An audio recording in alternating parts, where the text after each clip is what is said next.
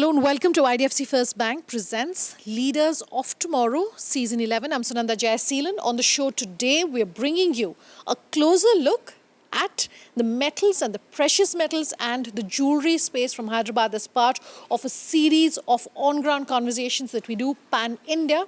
This one's coming to you from Hyderabad, where a panel of experts spoke to our entrepreneurs about why Hyderabad is the perfect place for India's innovation on the metal space and on jewelry. Let me quickly introduce our guests. Ayushi Kasaraneni, Director Sales and Marketing, Vasundhara Diamond Roof. S.Y. Taruj, CEO, Goldsikka Limited. Sanjay Gupta, Partner, Sanjay Gupta by Tibarumals Jewellers. Avinash Gupta, Partner, Mamraj Musaddilal Jewellers.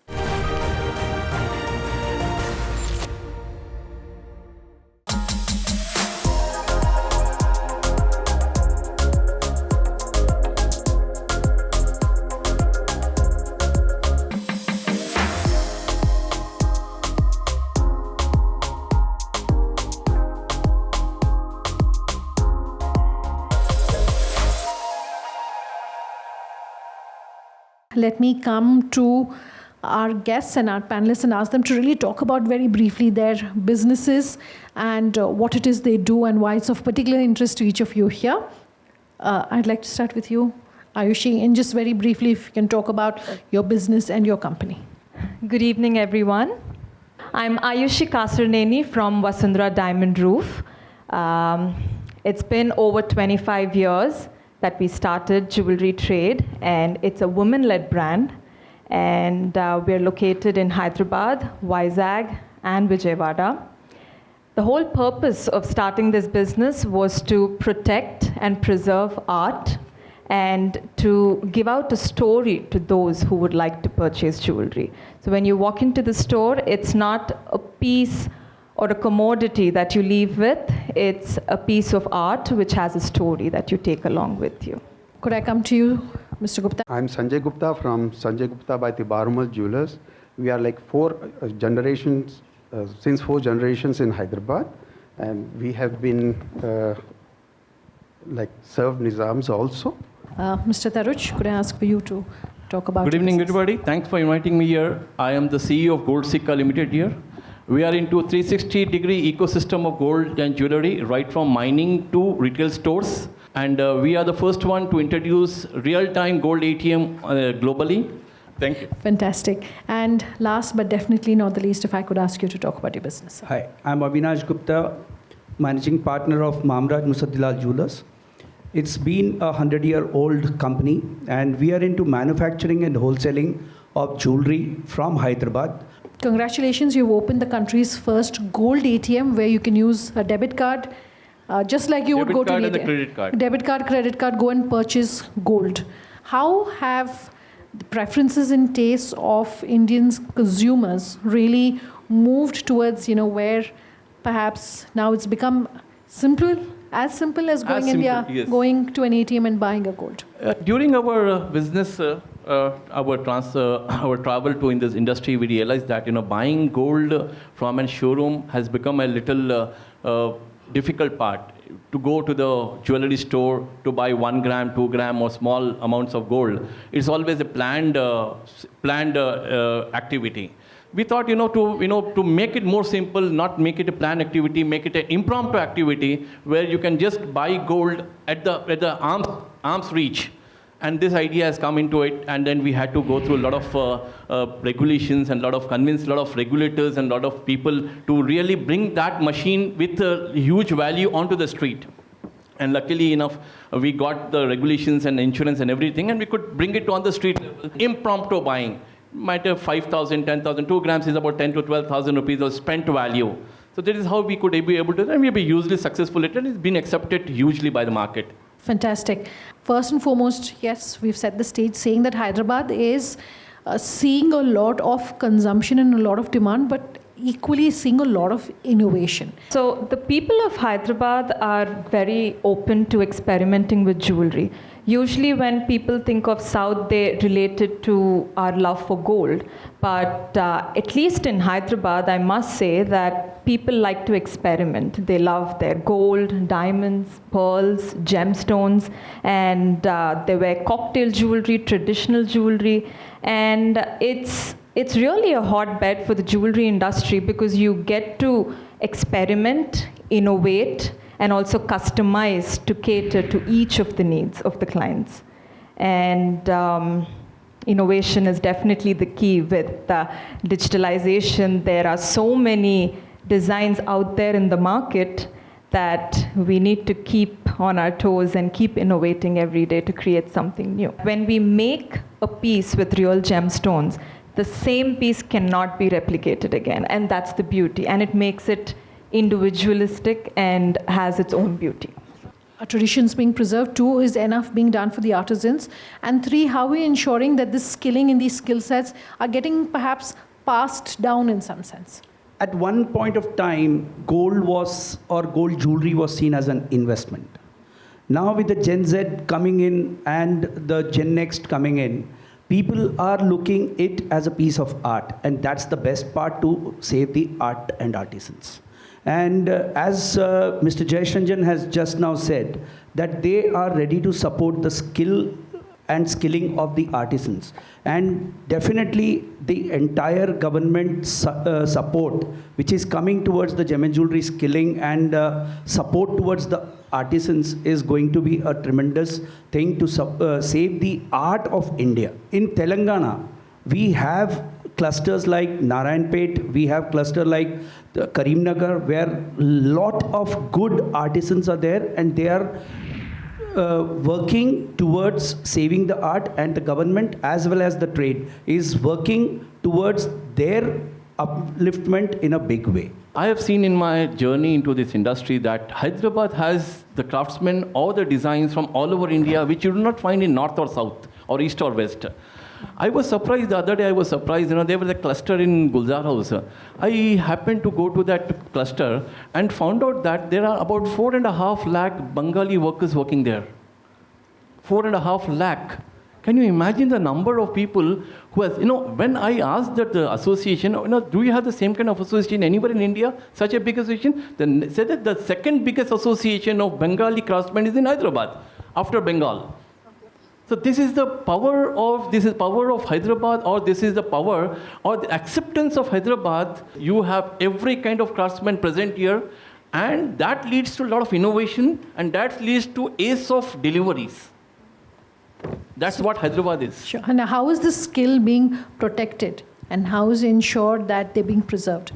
So we understand the artisan, like what are their like shortcomings. Like earlier it was like they were given more time, more appreciation, lot of respect for their art, and then money, accordingly the money was given to them. So understanding their thing and fulfilling their needs, and we are getting the best out of them.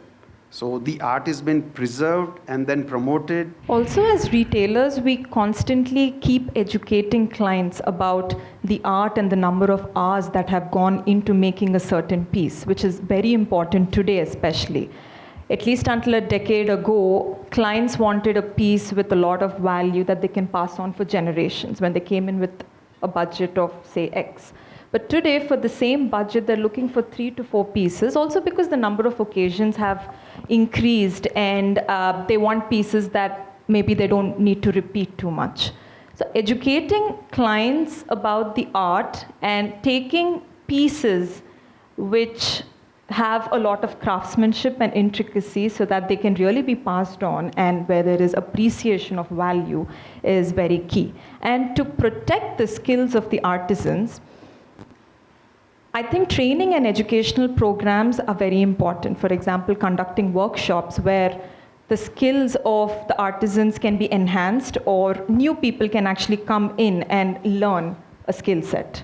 And secondly, also maybe providing financial assistance, like granting loans or subsidies to produce traditional art that can really preserve and promote art. You had something to add. Just to add to Taruj's point, Hyderabad has surpassed a lot of manufacturing centers, and today Hyderabad has become a major manufacturing center, wherein, and the best part for Hyderabad manufacturing center is, Hyderabad manufactures majority of the jewelry which is stone studded. So that makes the unique selling point for Hyderabad, because every design has some uniqueness. Every piece has some uniqueness. And what sells in the market is there should be a USP to every product. And that is what is the best part for Hyderabad's jewelry. Fantastic. I'm going to take a quick break on that note. Much more on the other side. Do stay tuned. Back in just a moment.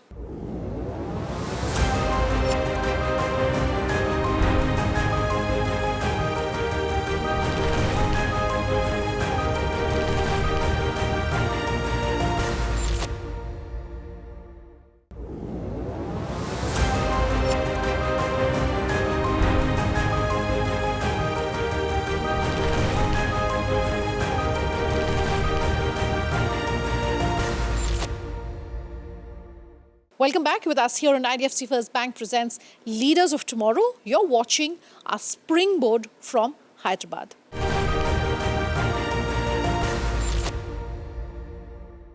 I want to open it up for questions at this point. Anyone here has any questions, please? My name is Girivasan, founder of logistics.com. I would like to know the pain points in gems and jewelry supply chain, especially with respect to the visibility. Thank you. Honestly speaking, with the entry of the secured logistic companies into the segment, we have removed all the pain points. Today, as far as logistics is concerned, we don't find any problems in the gem and jewelry industry. Sure. Thank you for that question. Yes, there's a question here. Hi, this is Ashish Mittal. I head the HR for an education, Srini Education Group in Hyderabad. My question is, how does technology affect the jewelry industry with the CAD/CAM technology? I mean, there are a lot of ways where you can actually, master, manufacture a lot of pieces, So how do you think is the technology actually impacting the jewelry industry? You took away my question, but thank you for asking that in terms of, the use of technology. The most of the intricate work has been able to do with finesse. And more number of pieces also, if anybody wants more number of pieces can be made. And the intricate work with finesse and which is very difficult to be done otherwise. Honestly speaking, CAD/CAM has complemented the industry. And today, it is helping the artisans to come out with much better finish. What happens is, when it's a handwork, if a machine is painting or a painter is painting, there will be some gaps. So that is the help CAD/CAM is giving to the industry. And we have come out in a larger and a better number, wherein we are able to cater to the requirements of the consumer in a better way. So CAD/CAM is a boon to the gem and jewelry industry, I can say. Okay. I want to talk about technology from the retail side and the fact that now buying jewelry is becoming increasingly more and more something that you can do online. It used to be something that had to be necessarily touch and feel, but now with the opening of a lot of more e-commerce sites that are selling and giving the options of buying jewelry online, this clash between the traditional and the newer really companies, is that something that as a trend either of you, any of you could comment on? I would like to add here that the technology definitely is catching up. And when the technology is catching up, then there is online stores or digital stores kind of a things coming up. But in the jewelry industry that we are practically into it, it is only helping us to identify or helping the customers identify the designs, see the designs, but it will not help to make a decision. It will only act as a catalyst. The online availability is only helping to as a catalyst rather than the driving force. In the industry, I would suggest that most of my contemporaries here will agree that gem and jewelry purchasing will always remain a block and brick stores. Always remain a block and brick stores, because this is something, jewelry is something, a kind of a pride that you carry on, that you wear. So pride cannot be shopped online. It has to be physical. I agree to what Sir has just said. It's very important to have your presence online in today's day and age, but the actual purchase, rather majority of the purchase, would still remain in store, because as Indians, purchasing jewelry is a tradition for us and it's a part of our culture, and there is an emotional quotient that's involved. People would like to walk into the store, see the piece, touch the piece, feel it, try it on, and maybe share that joy with the family or the friend that they walk in with, and then make a purchase. And it's very important to have digital presence, having all these shoots and putting them up on Instagram and other social media platforms helps clients understand what our brand is about, what we offer, and they make up their mind at home seeing our digital presence. But the actual purchase happens when they walk into the store. Okay. Maybe pieces which are, say, under 2 lakhs, under 3 lakhs, or, if people are living abroad, below 3 to 4 lakhs, such purchases might still happen, but anything significant, it's always a walk-in. When you wear it, like each piece will be differently setting on different people. Some people has long neck, short neck, wide shoulder, narrow shoulder. So each piece has different impact also. So suppose when they buy online and then if they wear it, if it doesn't serve the purpose, so the purpose is lost. So it is always like when you buy a piece, so it has to be physically worn and then be satisfied with it. I think gem and jewelry industry is moving towards omni-channel. Rather than it was a only physical store previously, with the technology coming in, and now we have a lot of omni-channels. For example, Carrot Lane is there, Bluestone is there. So that kind of stores are flourishing because of this augmented reality digital thing and the physical presence. I think that is also happening a lot. Okay. Any other questions? I saw, yes, this gentleman in the blue shirt. Because everybody is from the jewelry segment, I just wanted to ask that government came out with a new foreign trade policy on 1st April. Like, they have said that we are open with the trade, like whatever suggestion trade gives, we will think over it and we will try to implement it. So even in the jewelry segment, like supposing somebody in the US likes your necklace or something like that, they order it. But when it reaches to him, they try it and they want to return it back. So has the compliance in the new foreign trade policy been made easy for the jewelry fraternity?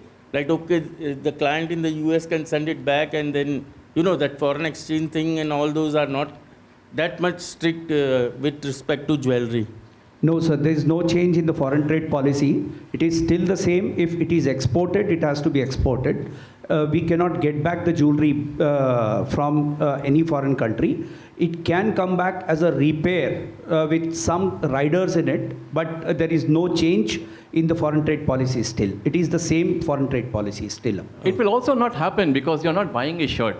You're not buying a shirt or a shoes. You're buying a thing of value here.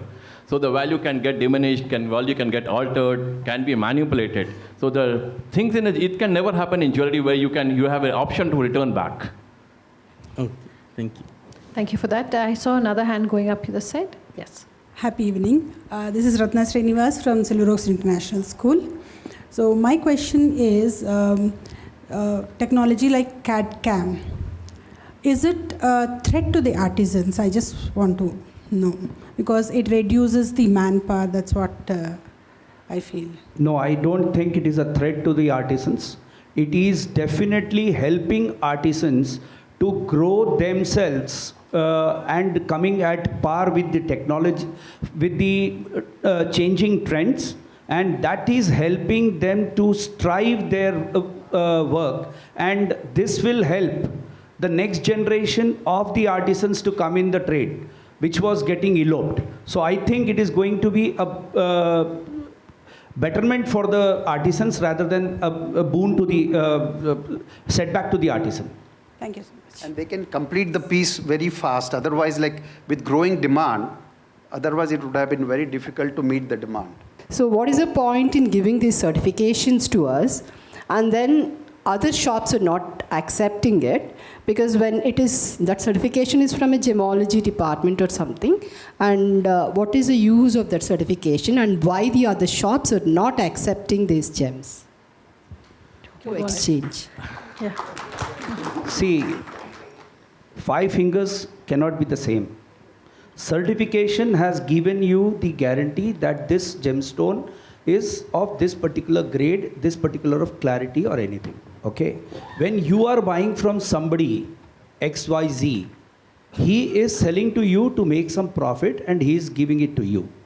And when you are going to somebody else, he will not be able to match the price of the other person who has sold to you with X profit percentage of his. Okay, so we need to understand there is a business element wherever it is being bought or sold. So we need to understand that particular thing. So if I am selling X to you and you are coming back to me, if I am not giving that X, whatever conditions I have given to you while selling, if I am not honoring, then I am wrong. But you cannot force the same things on him because it is not his product. So we need to understand that when it is a business perspective. Stones, diamonds, rubies, sapphires, emeralds, their real value comes from the beauty of it. Yeah. The beauty has an hypothetical value. Yeah. The beauty has an hypothetical value, it does not have a definite value. A metal has a definite value. So the hypothetical value differs from person to person, store to store, and everywhere. So you cannot, the certification that you get is not of the hypothetical value, you get about the purity or the physical dimension or physical parameters of the stone. You don't get the value of the certificate there. Thank you so much for you, that. sir. Thank you so much. A round of applause for our panelists, ladies and gentlemen. Thank you for your time. That's all we could pack into tonight's conversations. If you have any feedback for us, do let us know. Our details on your screens as we speak. Thanks for watching. Have a good night.